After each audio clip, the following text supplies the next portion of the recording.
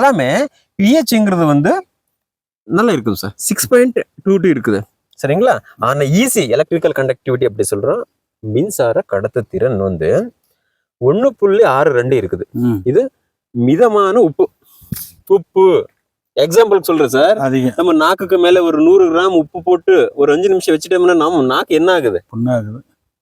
உண்மை இல்லையா? Scientifically proved இல்லைங்களா? நாக்குக்கு மேல 100 கிராம் உப்பு போட வேண்டியது இல்லை. 50 கிராம் உப்பு போட்டாலே ஒரு 5 நிமிஷத்துல நாக்கு வெந்து போகும்.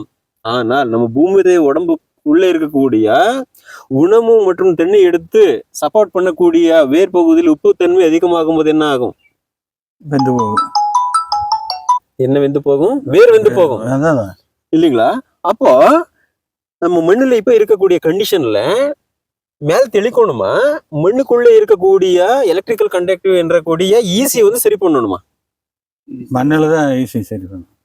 உண்மைதான் சார், கரெக்ட்.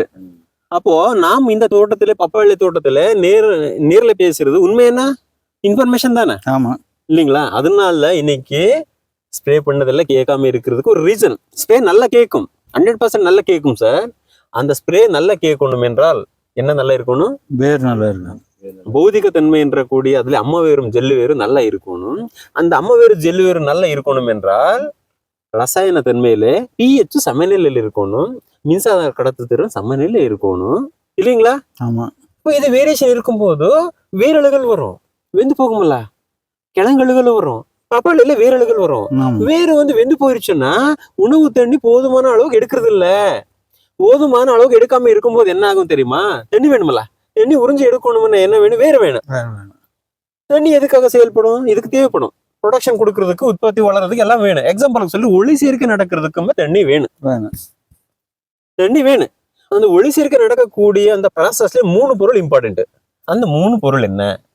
1 சூரிய ஒளி, 2வது கார்பன் டை ஆக்சைடு. ரெண்டுமே இங்க அட்மாஸ்பியர்ல இருக்குது, அப்படியே இழுக்குது. 2 பொருள், சூரிய ஒளி மற்றும் கார்பன் டை ஆக்சைடு. இன்னொரு பொருள் என்ன? தண்ணி. தண்ணி இதன் மூலமாக போகணும், வேர் மூலமாக போகணும். அப்போ வேர் மூலமாக போகக்கூடிய அந்த தண்ணி போக முடியாது. ஏன்? வேரே இல்ல. அப்போ அந்த ஒளி சேர்க்கை நல்லா நடக்குமா? நடக்காது இல்லைங்களா சார்? ஏன்னா நாங்க சாப்பிட்டேன் சார், நல்லா டைஜஸ்ட் ஆகணும்னு உடம்புக்குள்ள ஹைட்ரோகுளோரிக் ஆசிட் உற்பத்தி ஆகணும். சாப்பிட்றதே முக்கியமே கிடையாது சார். ஹைட்ரோகுளோரிக் ஆசிட் வந்து உற்பத்தி ஆகி அது வந்து டைஜஸ்ட் பண்றது ரொம்ப இம்பார்ட்டன்ட். அங்க வந்து ஹைட்ரோகுளோரிக் ஆசிட் உற்பத்தி ஆகல, என்ன ஆகும் சார்? சாப்பாடு டைஜஸ்ட் ஆகாது. அந்த மாதிரியே ஒளி சேர்க்கை நடக்கிறது